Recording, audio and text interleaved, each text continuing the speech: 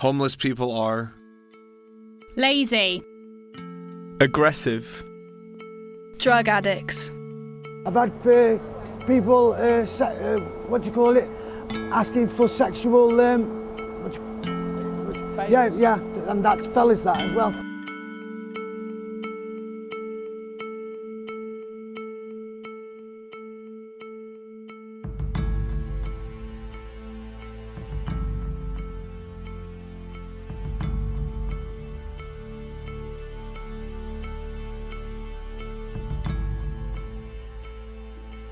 Just one location in the city centre used as shelter by the homeless. As day turns to night, John begins his daily routine of looking for a place to sleep.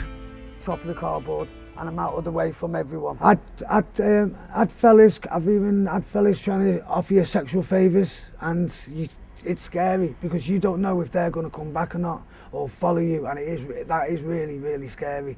And it's not kids neither, it's grown men, 40, 50 years old, asking for sexual favours, and they'll pay you. You don't know if they're going to come back and try and force themselves on you or anything like that. It is a very scary situation, that. The City Council states support has been offered to John and take a zero-tolerance approach to abuse. But portfolio holder for planning and housing fears the situation is set to get worse. There are times when people who are vulnerable and on our streets for whatever reason do face abuse from passers-by. That's not acceptable.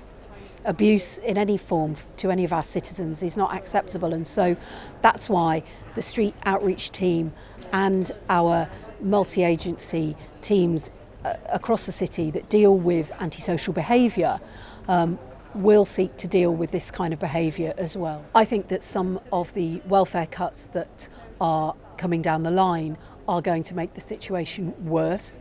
There are further restrictions to eligibility to housing benefit that are going to come on stream in the next few years. So whilst more recently the government has said there won't be any new welfare cuts, the welfare cuts that have already been imposed have yet to take their full impact. We've seen rising rough sleeping levels since 2010, since austerity really.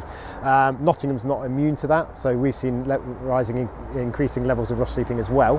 And certainly over the last year, particularly since sort of early summer, we've seen a real sharp rise. So we go out every single morning in Nottingham, responding to referrals of rough sleepers. We have a 24-hour free phone number to report rough sleeping.